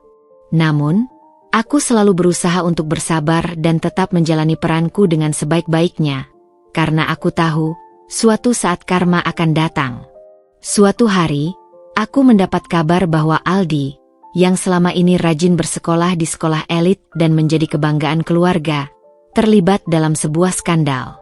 Dia ketahuan menyontek dalam ujian akhir, dan lebih buruknya lagi, kecurangan itu terbongkar dengan bukti yang sangat jelas. Tidak hanya itu, ternyata Aldi juga sering terlibat dalam perilaku buruk lainnya yang selama ini ditutupi oleh Mas Raja dan ibunya. Namun, kali ini, semuanya pecah di hadapan publik. Aldi yang sebelumnya dianggap sebagai anak cerdas dan berbakat tiba-tiba menjadi bahan tertawaan di sekolahnya. Aku mendengar kabar ini dengan perasaan campur aduk. Di satu sisi, aku merasa sedikit lega, karena akhirnya ada yang bisa mengguncang kedudukan Mas Raja, yang selama ini merasa dirinya tak tersentuh oleh masalah apapun. Namun, di sisi lain, aku juga merasakan perasaan kasihan terhadap Aldi, yang selama ini hanya menjadi korban dari pola asuh yang buruk dan keras dari ayahnya. Mas Raja, yang selalu menuntut kesempurnaan dari anak-anaknya, tidak pernah memberi mereka kesempatan untuk tumbuh dengan cara yang sehat. Anak-anaknya harus hidup dalam bayang-bayang ekspektasi yang tinggi dan tekanan yang tak pernah berhenti. Dan sekarang, karma itu datang dengan cara yang tak terduga. Aldi harus menghadapi kenyataan bahwa dia telah gagal memenuhi standar yang ditetapkan oleh ayahnya. Mas Raja, tentu saja, sangat marah. Dia menghabiskan waktu berhari-hari berusaha mencari cara untuk mengembalikan reputasi Aldi. Dia menghubungi kepala sekolah, mencoba mengatur agar kasus tersebut tidak tersebar lebih luas. Namun, dunia tidak bisa disembunyikan begitu saja. Berita itu cepat menyebar, dan tidak ada yang bisa dihentikan lagi. Aldi diusir dari sekolah favoritnya, dan Mas Raja tidak bisa berbuat banyak. Semua orang mulai melihat siapa sebenarnya Aldi, seorang anak yang selama ini terbebani oleh ambisi ayahnya. Di sisi lain, perusahaannya mulai mengalami masalah besar. Bisnis Mas Raja yang selama ini tampak tak terkalahkan kini mulai goyah. Ada kabar bahwa data-data penting dalam sistem perusahaan telah dicuri oleh pihak internal yang diduga bekerja sama dengan pesaing bisnis Mas Raja. Kecurian data ini bukan masalah sepele. Itu adalah informasi penting yang berhubungan dengan transaksi besar dan hubungan bisnis yang telah dibangun selama bertahun-tahun. Tanpa data itu, perusahaannya bisa runtuh dalam sekejap.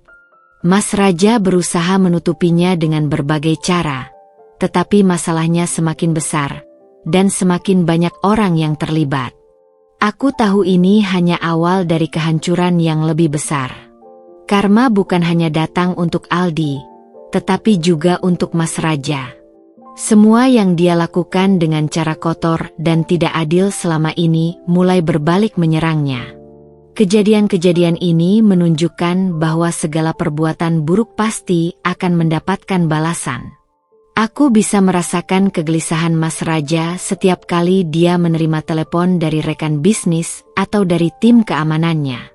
Semuanya sedang jatuh, dan dia tidak bisa berbuat banyak untuk mencegahnya. Aku mulai merasa bahwa inilah saatnya untuk benar-benar membuat langkah besar. Karma yang menimpa anak-anaknya dan bisnisnya hanya bagian dari apa yang akan terjadi. Aku sudah cukup menunggu. Aku sudah mengumpulkan bukti, mempersiapkan diri, dan sekarang adalah saat yang tepat untuk melangkah. Jika semua ini adalah pertanda, maka aku tidak akan membiarkan Mas Raja lolos begitu saja. Karma akan terus mengikutinya, dan aku akan memastikan bahwa dia merasakannya sampai ke akar-akarnya. Aku sudah tidak bisa lagi hanya berdiri di sisi dan menyaksikan semuanya terjadi. Sekarang, aku tahu bahwa waktuku untuk bertindak sudah tiba. Karma mungkin baru saja dimulai, tetapi aku akan memastikan bahwa aku menjadi bagian dari akhir yang tak terlupakan bagi Mas Raja. Kehidupan bersama Mas Raja semakin terasa penuh kebohongan. Setiap hari, aku mulai menemukan lebih banyak ketidakberesan. Mulai dari sikapnya yang semakin dingin hingga kebiasaan-kebiasaan buruk yang tidak bisa lagi kuabaikan. Namun, yang paling mencolok adalah rasa curiga yang semakin mendalam terhadap apa yang sebenarnya terjadi di balik pintu rumah mewah ini. Ternyata, semakin aku menggali, semakin aku menemukan sisi gelap yang lebih mengerikan dari yang bisa kubayangkan. Semua itu dimulai ketika aku kembali menemukan pesan-pesan mencurigakan di ponsel Mas Raja. Selama ini, aku jarang memeriksa barang-barangnya, menghormati privasinya meskipun hubungan kami semakin renggang. Namun, hari itu entah mengapa rasa penasaran menguasai diriku. Saat ponsel Mas Raja berdering, aku melihat nama Nina muncul di layar. Nama itu asing bagiku. Aku pernah mendengar nama Nina disebut sekali atau dua kali oleh Mas Raja, tapi tidak pernah secara rinci. Ada rasa tidak nyaman yang tiba-tiba muncul. Penasaran, aku mulai mencari tahu lebih jauh tentang Nina. Ternyata, Nina adalah sekretaris pribadi Mas Raja, seorang wanita muda yang bekerja di perusahaan keluarga. Secara resmi, Nina adalah bagian dari tim administrasi yang membantu Mas Raja mengelola bisnisnya. Tetapi aku mulai merasa ada yang salah dengan kedekatan mereka. Aku ingat betul, Mas Raja selalu memuji Nina di depan orang lain, mengatakan betapa cerdas dan berbakatnya Nina. Namun, aku mulai curiga bahwa pujian itu bukan sekadar bentuk apresiasi terhadap kinerjanya di kantor. Ada sesuatu yang lebih. Aku mulai menyelidiki lebih lanjut dan berhasil menemukan bukti-bukti yang mengarah pada hubungan gelap mereka. Salah satu malam, saat Mas Raja pergi keluar kota untuk urusan bisnis, aku memutuskan untuk menyelidiki lebih dalam. Aku menemukan beberapa foto yang tersembunyi di komputer jinjingnya, Foto-foto yang jelas menunjukkan Mas Raja sedang berada dalam keadaan mesra dengan Nina. Tangan mereka saling bertautan, dan ada beberapa gambar yang menunjukkan mereka berdua berada di tempat-tempat yang sangat pribadi, restoran mewah, hotel, dan bahkan beberapa gambar yang memperlihatkan keduanya tertawa bersama di pantai, seolah-olah dunia ini hanya milik mereka berdua. Aku merasa hancur, tetapi pada saat yang sama, rasa marah mulai menyelimuti hatiku. Apa yang selama ini aku anggap sebagai hubungan pernikahan, yang aku jalani dengan harapan dan pengorbanan, ternyata hanyalah sebuah kebohongan besar. Mas Raja tidak hanya mengabaikanku, tetapi dia juga memiliki wanita lain yang lebih muda dan menarik di luar sana. Semua pengorbananku selama ini terasa sia-sia. Aku merasa seperti tertipu, seperti sebuah boneka yang hanya digunakan untuk memenuhi kebutuhan rumah tangga dan anak-anaknya. Namun, aku tahu bahwa ini adalah kesempatan untuk mengubah permainan. Bukti yang aku temukan adalah senjata yang kuat. Aku mulai berpikir tentang bagaimana aku bisa menggunakan bukti ini untuk menghancurkan segalanya.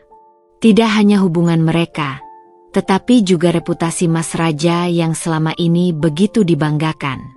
Aku merasa ada semacam keadilan yang harus dipenuhi, dan aku takkan membiarkan Mas Raja terus menghinaku begitu saja. Keputusan untuk menyimpan bukti-bukti ini bukanlah keputusan yang mudah. Aku tahu, jika Mas Raja mengetahui bahwa aku mengetahui semuanya, dia pasti akan mencoba untuk menghancurkanku lebih cepat daripada yang bisa aku bayangkan. Namun, aku sudah tidak peduli. Aku sudah terlalu lama berada di bawah kendalinya, terlalu lama menahan sakit dan penghinaan. Sekarang, aku tidak akan mundur. Ini saatnya untuk menunjukkan bahwa aku juga punya kekuatan, bahwa aku tidak akan pernah menjadi korban selamanya. Aku menyimpan foto-foto dan pesan-pesan itu dengan sangat hati-hati. Aku membuat salinan cadangannya dan menyimpannya di tempat yang tidak bisa dijangkau oleh Mas Raja. Aku tahu bahwa setiap langkah yang aku ambil harus dihitung dengan cermat, dan aku tidak bisa terburu-buru. Ini adalah permainan besar, dan aku harus memastikan bahwa aku memainkannya dengan sempurna. Namun, di balik semua kebencian dan kemarahan yang meluap, ada satu hal yang aku sadari. Ini bukan hanya tentang pembalasan terhadap Mas Raja. Ini lebih dari itu. Ini tentang menemukan kembali kekuatan diriku yang selama ini hilang, tentang membebaskan diriku dari bayang-bayang ketidakadilan yang telah mengekangku. Ini adalah perjalanan untuk mendapatkan kembali kontrol atas hidupku, untuk meraih kebebasan yang selama ini aku dambakan. Aku tahu, pertempuran ini baru saja dimulai. Dan aku siap untuk bertempur sampai akhir. Mas Raja, yang selama ini menganggap dirinya tak tersentuh, tak pernah membayangkan aku akan melawan dengan cara seperti ini. Setelah berbulan-bulan menahan amarah dan kesedihan, akhirnya aku merasa bahwa ini adalah waktu yang tepat untuk menunjukkan siapa aku sebenarnya. Aku bukan lagi wanita yang bisa dipermainkan sesuka hati. Aku bukan lagi perempuan yang hanya diam dan menerima perlakuan buruk, hanya karena takut kehilangan kedudukan atau harta yang didapatkan dengan cara tidak adil. Semua yang telah aku tahan, semua pengorbanan yang tidak pernah dihargai, kini saatnya untuk dibalas dengan cara yang membuat Mas Raja benar-benar merasakan apa yang telah dia lakukan padaku. Kemarahan Mas Raja sudah mencapai puncaknya hari itu. Dia baru saja pulang dari kantor. Wajahnya merah padam karena urusan bisnis yang tak berjalan lancar. Selalu begitu. Setiap kali ada masalah, aku menjadi sasaran kemarahannya. Aku yang selalu ada, yang selalu siap menenangkan, mendengarkan keluhannya, dan mengurus segalanya di rumah, selalu menjadi orang yang pertama kali disalahkan. Dan hari itu, ketidakpuasan terhadapku semakin menjadi. Apa yang kamu lakukan hari ini, Dinda? Kenapa rumah berantakan? Kenapa anak-anak tidak terurus? Apa kamu kira aku bisa terus bekerja keras sementara kamu hanya duduk diam dan malas? Kata Mas Raja dengan nada yang penuh amarah. Aku hanya menatapnya dengan mata yang tidak bisa lagi disembunyikan. Tidak ada lagi rasa takut, tidak ada lagi rasa cemas. Rasa marahku meledak, dan aku tak bisa lagi menahan diri. Tanpa berpikir panjang, aku langsung berdiri dan menatapnya dengan penuh keyakinan.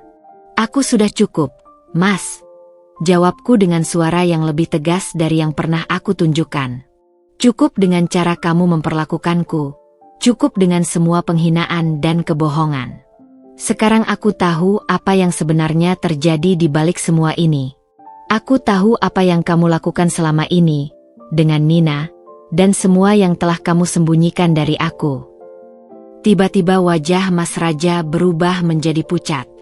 Raut wajahnya yang biasanya penuh percaya diri dan dominan kini tampak terkejut.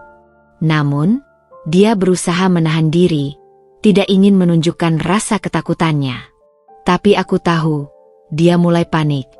Semua yang dia anggap aman kini berada di ujung tanduk. Aku merasakan kepuasan dalam hatiku. Aku tahu, inilah saat yang tepat untuk membuatnya menyadari bahwa aku bukan lagi istri yang bisa ia abaikan dan rendahkan. Aku melanjutkan, "Aku punya semua bukti, Mas. Pesan-pesan dari Nina, foto-foto kalian berdua, semuanya ada di tangan aku. Jangan coba-coba untuk mengancamku atau mengusir aku, karena jika itu yang kamu pilih, besok juga akan jadi berita besar. Aku akan pastikan semua orang tahu apa yang kamu lakukan." Ada keheningan yang mencekam di antara kami berdua.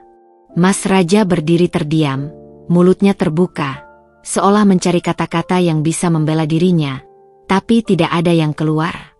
Aku bisa melihat bahwa dia benar-benar kehilangan kendali. Semua perlindungan yang dia rasakan sebelumnya kini hancur begitu saja. Dia tahu, kali ini dia tidak bisa menyelesaikan masalah ini seperti yang biasa dia lakukan, dengan kekayaan, dengan kekuasaan, atau dengan menekan orang-orang di sekitarnya. Tidak kali ini. Aku merasa, untuk pertama kalinya, aku menguasai permainan ini. Aku tidak lagi merasa terintimidasi atau terperangkap dalam kehidupan yang penuh kebohongan. Aku merasa kuat, seakan setiap langkahku semakin mendekatkan pada tujuan yang telah lama aku impikan, kebebasan. Aku tidak akan lagi membiarkan Mas Raja meremehkanku, tidak akan lagi menuruti perintah-perintahnya yang merendahkan. Dia harus membayar atas semua perbuatan yang telah dia lakukan, dan kali ini aku akan memastikan bahwa dia merasakannya. Mas Raja akhirnya menarik napas panjang, mencoba mengendalikan emosinya yang sudah di ujung batas. "Dinda, kamu tidak tahu apa yang sedang kamu lakukan. Jika kamu mengungkapkan semua itu, kamu akan menghancurkan keluarga ini," katanya dengan nada yang semakin rendah, mencoba menggertak. Aku menatapnya dengan tajam. "Keluarga ini sudah hancur, Mas. Kamu yang hancurkan, bukan aku. Semua yang kamu bangun dengan kebohongan, dengan pengkhianatan, semua itu akan jatuh sekarang." Aku tidak lagi merasa takut. Selama ini aku selalu takut akan dampak dari setiap langkahku, tetapi hari itu, aku merasa bahwa langkahku adalah langkah yang benar. Aku tidak lagi hanya menjadi wanita yang mengikuti arus, yang menerima perlakuan buruk tanpa melawan. Hari ini, aku akhirnya berani berdiri tegak, mengungkapkan semua yang tersembunyi, dan memastikan bahwa keadilan yang tertunda akan segera datang. Mas Raja tahu bahwa dia tidak bisa lagi mengendalikan situasi ini.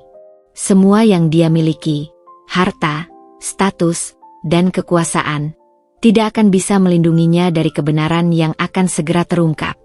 Aku tidak hanya memperjuangkan diriku sendiri, tetapi juga semua yang telah dia lakukan untuk merusak hidupku. Semua itu akan terbongkar, dan tidak ada yang bisa menyelamatkannya. Aku siap. Besok, semuanya akan berbeda, Mas. Tidak ada lagi yang bisa kamu sembunyikan. Aku berkata dengan penuh keyakinan. Dan jangan khawatir. Aku akan memastikan bahwa semua orang tahu siapa kamu sebenarnya. Perusahaan Mas Raja, yang selama ini tampak kokoh dan tidak tergoyahkan, akhirnya mulai runtuh. Semua yang dibangunnya dengan keras, dengan segala tipu daya dan manipulasi, mulai menunjukkan retaknya. Satu persatu, masalah demi masalah datang bertubi-tubi, menghancurkan citra yang selama ini dia bangun dengan sangat hati-hati. Namun, aku tahu ini hanya permulaan. Karma itu tak pernah salah alamat. Setiap kebohongan yang ia tutup-tutupi, setiap ketidakadilan yang ia lakukan, kini harus dibayar lunas. Aku mengawasi dengan seksama bagaimana bisnis Mas Raja mulai goyah. Semua orang yang selama ini takut padanya mulai berani mengambil langkah. Rekan-rekan bisnisnya yang dulu tampak begitu setia, satu persatu mulai menjauh. Mereka mungkin sudah cukup lama menutup mata terhadap skandal yang terus-menerus datang. Namun kini mereka tidak bisa lagi berpura-pura tidak tahu. Bisnis besar yang dulu tampak tak terbendung kini seperti kapal yang sedang karam pelan-pelan. Setiap keputusan yang diambil Mas Raja semakin kacau, dan dia tidak bisa lagi mengendalikan kerugian yang semakin besar. Hari itu, aku berdiri di ruang keluarga, melihat layar televisi yang menayangkan berita utama tentang skandal korupsi yang melibatkan beberapa perusahaan besar, termasuk perusahaan Mas Raja. Tidak ada lagi yang bisa dia sembunyikan. Semuanya terbuka di depan mata dunia. Apa yang selama ini ia coba sembunyikan dengan segala cara, kini menjadi bahan pembicaraan publik. Berita itu datang dengan begitu cepat, mengungkapkan bahwa banyak transaksi ilegal yang dilakukan Mas Raja untuk memperkaya dirinya sendiri, menggunakan nama perusahaan yang dia pimpin. Aku tahu, berita ini adalah pukulan telak bagi Mas Raja. Semua orang yang pernah menghormatinya kini melihatnya dengan cara yang berbeda. Kepercayaan yang dia bangun selama bertahun-tahun runtuh dalam sekejap. Sementara itu, masalah dalam keluarganya juga semakin memuncak.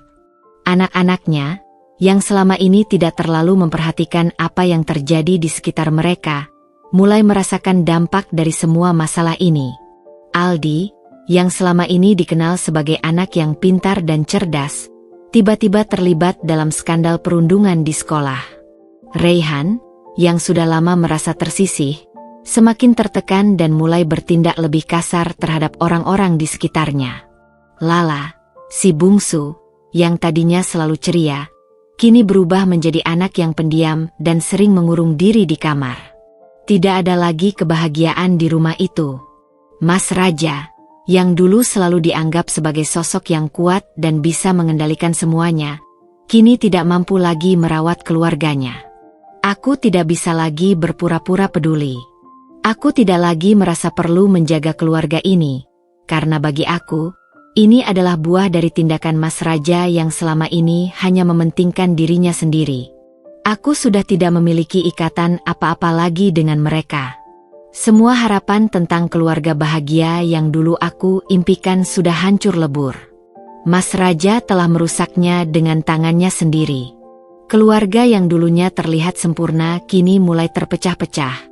Dan itu semua adalah hasil dari keputusan-keputusan bodoh yang dia buat. Tapi yang paling menyakitkan adalah melihat bagaimana dia mulai terjerat dalam urusannya sendiri. Mas Raja yang dulu tampak tak tergoyahkan kini berada di ujung jurang kehancuran.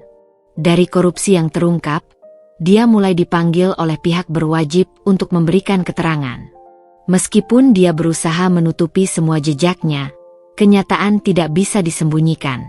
Satu persatu, bukti-bukti mulai muncul ke permukaan, dan tak ada lagi jalan keluar bagi Mas Raja. Di balik kebohongan yang selama ini dia pelihara, kini tak ada yang tersisa.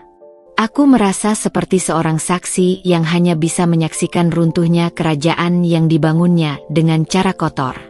Selama ini, aku hanya menjadi korban dalam permainan ini, tapi kini aku melihat bahwa dia, yang dulu meremehkan semua orang, kini terperangkap dalam perbuatannya sendiri. Tidak ada yang bisa menyelamatkannya. Tidak ada lagi jalan mundur. Karma datang dengan cara yang sangat kejam, dan aku hanya bisa tersenyum puas melihatnya. Namun, meskipun aku merasa puas dengan apa yang terjadi, ada satu hal yang aku tahu dengan pasti, ini bukan hanya tentang balas dendam. Ini tentang keadilan. Aku tidak hanya ingin melihat Mas Raja jatuh, tetapi aku ingin dunia melihat betapa rendahnya dia sebenarnya. Aku ingin mereka tahu bahwa di balik tampaknya dia yang kaya dan berkuasa, ada seorang pria yang menjalani hidup dengan kebohongan dan penipuan. Ini adalah cara untuk mengakhiri semua penderitaan yang telah dia sebabkan padaku, pada anak-anaknya, dan pada semua orang yang pernah ia hianati. Mas Raja yang dulu bangga dengan pencapaiannya kini harus menghadapi kenyataan yang pahit. Kekayaannya yang melimpah tidak lagi bisa membeli kebahagiaan. Ia ditinggalkan oleh orang-orang yang dulu ada di sekitarnya. Semua yang dia anggap sebagai kekuatan kini berubah menjadi kelemahan. Semua yang dulu dia banggakan, kini menjadi aib yang tak bisa ditutupi. Aku melihat itu dengan hati yang kosong, tanpa rasa kasihan, tanpa rasa peduli. Karena aku tahu, ini adalah akhir dari semua yang telah dia buat. Ini adalah runtuhnya kerajaan Mas Raja, dan dia tidak akan pernah bisa membangunnya lagi. Aku berdiri di depan pintu pengadilan, menatap gedung besar yang kini terasa seperti monumen kemenangan. Setelah bertahun-tahun terjebak dalam hubungan yang penuh kebohongan dan penindasan, akhirnya aku bisa berdiri sendiri. Hari ini adalah titik balik, bukan hanya untukku, tetapi juga untuk semua yang telah aku perjuangkan. Perceraian ini, yang dulu kupikirkan sebagai akhir dari segalanya, ternyata malah menjadi permulaan dari kebebasan yang telah lama aku impikan. Setelah semua yang telah aku lewati, rasa lega itu datang seperti hujan setelah musim kemarau panjang. Aku tak hanya bebas dari Mas Raja, tetapi juga bebas dari rasa takut dan ketidakpastian yang telah lama menghantui hidupku. Mas Raja, dengan segala kekuatan dan uang yang dia miliki, tak mampu lagi menghalangi jalanku. Perceraian yang aku tuntut, dengan santunan besar yang kuberikan sebagai bukti bahwa aku tidak ingin mengambil lebih dari yang pantas bagiku, akhirnya dikabulkan. Semua yang dia banggakan, semua yang dia kira akan melindunginya, tak lagi berarti. Harta yang selama ini menjadi ukuran kesuksesan ternyata tidak bisa membelanya dari kenyataan.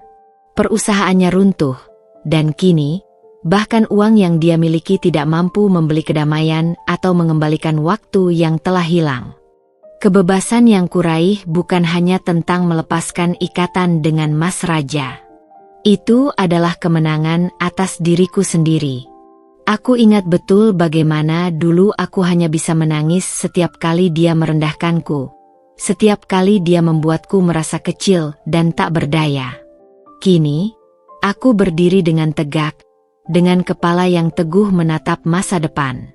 Tanpa dia, tanpa semua kepalsuan yang dia bawa dalam hidupku, aku merasa lebih kuat. Aku tidak lagi merasa perlu membuktikan diri kepada siapapun, terutama kepada Mas Raja yang selama ini menganggapku tidak lebih dari sekadar alat untuk memenuhi kebutuhannya. Aku bukan lagi perempuan yang takut untuk berbicara, untuk melawan, untuk mengambil apa yang seharusnya menjadi hakku. Aku sekarang adalah wanita yang tahu apa yang dia inginkan, dan yang siap berjuang untuk mendapatkannya. Hari-hari setelah perceraian itu terasa lebih ringan. Tidak ada lagi hari-hari penuh ketegangan, tidak ada lagi perasaan cemas tentang apa yang akan dia lakukan selanjutnya. Tanpa Mas Raja, aku bisa kembali menjadi diriku sendiri. Seorang wanita yang dulu hilang di dalam bayang-bayang kehidupan yang penuh dengan manipulasi dan kebohongan. Aku mulai membangun hidupku kembali, satu langkah kecil demi satu langkah besar. Usaha kecil yang aku mulai dari rumah kini mulai menunjukkan hasil. Setiap keputusan yang aku buat terasa lebih berarti, dan setiap pencapaian yang kuraih terasa lebih manis. Aku tahu, meskipun perjalananku tidak mudah, aku telah mengambil langkah yang tepat. Aku tidak hanya mengubah hidupku, tetapi aku juga menemukan diriku sendiri.